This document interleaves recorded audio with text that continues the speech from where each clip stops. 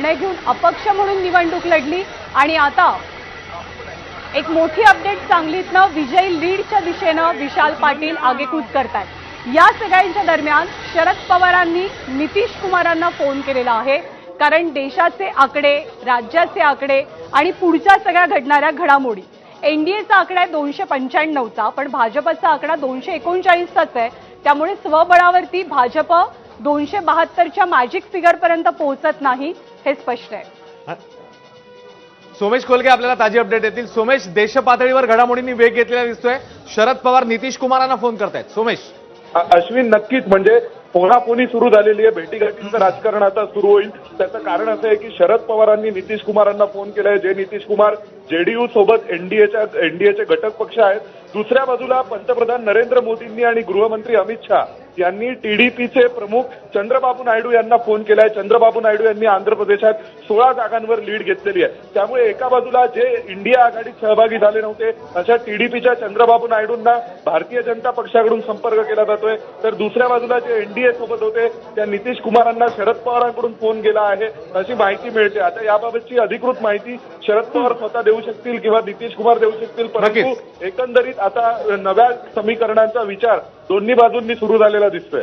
सोमेश, अगदी थोडक्यात उत्तर देशील? छोटासा प्रश्न आहे, भाजपने इच्छित आकडा बहुमताचा स्वबळावर गाठलेला नाही। भाजपचं दिल्लीतलं कार्यालय, काँग्रेसचं दिल्लीतलं कार्यालय, कसं वातावरण आहे सध्या? अगदी थोडक्यात। भारतीय जनता पक्षाने अजूनपर्यंत स्वबळावर आकडा गाठलेला नाहीये, परंतु काही 135 ते 150 जागा अशा आहेत जिथे 5000च्या मतांच्या फरकाने सगळा खेळ सुरू आहे। त्यामुळे भाजप या सगळ्याकडे लक्ष ठेवून आहे। दुसरा महत्वाचा मुद्दा असा आहे की भाजपच्या सगळ्या नेत्यांना आणि सर्व महत्वाच्या नेत्यांना सूचना दिल्या गेल्यात की 5 वाजेपर्यंत कोणी काही बोलायचं नाहीये माध्यमांमध्ये। 5 वाजेपर्यंत चित्र स्पष्ट होईल आणि त्यानंतर मग भाजप त्यांच्या सगळ्या हालचाली करणार आहे। परंतु टीडीपीच्या चंद्रबाबू नायडूंना सोबत घेणं असेल किंवा नितीश कुमारांना सोबत घेणं असेल, हे अजेंड्यावर घेऊन भाजप करते आता। धन्यवाद सोमेश या माहितीबद्दल। तर नितीश कुमारांना केलेला शरद पवारांनी फोन हा महत्वाचा का आहे? कारण नितीश कुमार एनडीए मध्ये आहेत, ते मोदींच्या सोबत आहेत। आधी नितीश कुमार आणि मोदींचा विरोध हा पराकोटीचा होता, त्याची बरीच चर्चा झाली, पण अचानक सगळी गणितं फिरली आणि बिहारमध्ये पुन्हा एकदा जुनी मैत्री पाहायला मिळाली मोदींची आणि नितीश कुमारांची।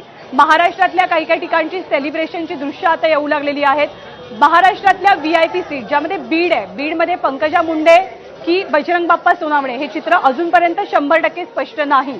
सुप्रिया सुळेंची बारामतीमधनं आघाडी वाढलेली आहे, तर तिथे अहमदनगरमध्ये 11व्या फेरीनंतर निलेश लंकेंना 11,000ची आघाडी आहे। त्यामुळे सुजय विखे मागे आहेत, निलेश लंके आघाडीवर आहेत। अश्विन, खरं आणि दक्षिण मुंबईमध्ये देखील अरविंद सावंत आघाडीवर आहेत। 3000 मतांची आघाडी तिकडे मवियाच्या सुप्रिया सुळे 48,000 मतांनी आघाडीवर आहेत। बारामतीमधली अपडेट येते, सुप्रिया सुळे 48,000 मतांनी आघाडीवर।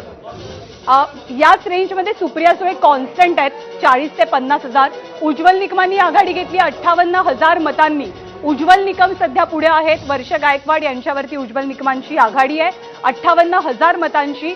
अगदी आयत्या वेळेला उज्ज्वल निकमांची जाहीर झालेली उमेदवारी अनेक चर्चांना निमंत्रण देणारी ठरली, पण उज्ज्वल निकमांनी या मतदारसंघातनं आपली आघाडी कायम ठेवलेली आहे। मुंबईच्या जागा खूप इंटरेस्टिंग वळणावरती आहेत, कारण शेवटच्या टप्प्याची मतमोजणी सुरू असताना दक्षिण मुंबई असो, म्हणजे एक पियुष गोयलांची जागा जर का सोडली आणि ही उज्ज्वल निकमांची, तर उरलेल्या 4 जागांवर नेमकं चित्र काय असेल हे अजूनही स्पष्ट झालेलं नाही। अनिल देसाईंनी सुद्धा थोडीशी सावध भूमिका कुठेतरी घेतलेली आहे। राहुल शेवाळेंसोबतची त्यांची लढत। आणखी एक मोठी अपडेट, दिल्ली पातळीवरनं इंडिया आघाडीकडनं आता जुळवाजुळवीचे प्रयत्न सुरू झालेले आहेत। ह्याच्यावरती आपल्या पाहुण्यांची एक छोटी कमेंट मी घेते, जे महाराष्ट्रात दिसलं ते देशात दिसणार का? 2019चं चित्र। आज सकाळी ज्यावेळी आपण सर्वांकडून अंदाज घेतला त्यावेळी आपल्याला आठवत असेल ज्ञानदा की मी सांगितलं होतं की 32 पर्यंत महाविकास आघाडी जाईल आणि एनडीए 290 पर्यंत जाईल। तर आत्ताचं चित्र पाहता शरद पवारांनी नितीश कुमारांना फोन करणं, आत्ताची देशातली निकालाची आकडेवारी पाहून मी येते आपल्याकडे परत। ह्याच्यासाठी सॉरी थोडंसं थांबवते, कारण एक इंटरेस्टिंग आकडेवारी, इंटरेस्टिंग माहिती आहे। अश्विन, आपण ती रोड शो झालेला होता त्यानंतर रोड शो, आणि जो रोड शो ज्या भागात झाला होता त्या भागामध्ये भाजप उमेदवार पिछाडीवर आहे। मिहीर कोटेच्या भाजपचे उमेदवार 28,000 तिकडे पिछाडीवर आहेत। संजय दिना पाटील तिकडे आघाडीवर असलेले बघायला मिळतात. सुरेश सर, तुमची एक महत्वाची कमेंट होती आता. मुद्दा असा आहे की मला दोन गोष्टींवर बोलायचं आहे. एक तर काँग्रेसच्या बाबतीत बोलायचं झालं तर महाराष्ट्रामध्ये आत्ता काहीतरी काँग्रेस 12 दाखवतोय, पण प्रॅक्टिकली बोलायचं झालं तर सुरेश म्हात्रे म्हणजे बाळ्या मामा हे काँग्रेसवालेच, त्याच्यानंतर अमर पाटील वर्धा हे पण काँग्रेसवाले आणि विशाल पाटील सांगली हे पण काँग्रेसवाले. म्हणजे आता 12 + 3 = 15 म्हणजे काँग्रेसचं महाराष्ट्रामध्ये एक प्रकारे रिव्हायवल झाल्यासारखं चित्र मला दिसतंय आणि ही त्यांच्यासाठी फार शुभसूचक अशी घटना आहे. नाही, दुसरी गोष्ट, हो. शरद पवारांच्या बाबतीत आता त्यांनी जे 2 फोन केलेले आहेत, हम्म.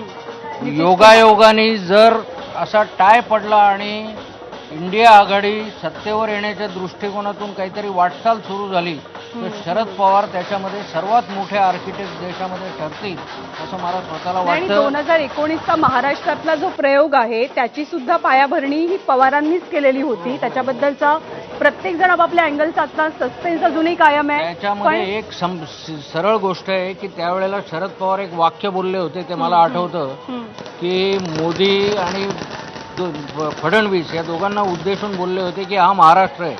आता या महाराष्ट्राने पुन्हा एकदा हे दाखवून दिलंय, म्हणजे याच्यामध्ये एक प्रकारे निवडणूक आयोगाने दिलेल्या इंटरेस्टिंग व्हिज्युअल आहेत बघा. सुषमा अंधारे आपल्याला दिसत आहेत सगळ्या महिला कार्यकर्त्यांसमोर. त्यांनी ठेका धरलाय महाविकास आघाडीकडनं, शिवसेनेकडनं. जर सगळ्यात स्टार प्रचारक कोण राहिल्या तर त्या सुषमा अंधारे राहिल्या. आपण सुनील शिंदेची प्रतिक्रिया घेऊया. सुनील शिंदेजी, संध्याकाळी असाच जल्लोष करणार आहात तुम्ही? 100% या जल्लोषाची आम्ही वाट पाहत होतो. महाराष्ट्रामध्ये गेल्या प्रचारादरम्यान जे काही चांगलं चित्र आम्हाला आशादायी चित्र दिसत होतं ते आता प्रत्यक्ष या ठिकाणी उतरताना आम्ही पाहतोय. ज्या पद्धतीने अंधारिताई इथे जल्लोष करतायत तो जल्लोष, त्या जल्लोषाचा संपूर्ण थाट हा तुम्हाला निश्चित संध्याकाळपर्यंत या ठिकाणी दिसेल. शेवटी असं आहे की महाराष्ट्रातील जनतेला, सर्वसामान्य जनतेतील भावना, त्यांच्या मनातील भावना काय या स्टार प्रचारक म्हणून अंधारे या ठिकाणी मांडत होत्या. महाराष्ट्रातील जनतेचा कौल आम्हाला कळत होता आणि त्यामुळेच कदाचित आज या ठिकाणी संपूर्ण देशभर पुन्हा एकदा शरद पवार साहेबांसारख्या अति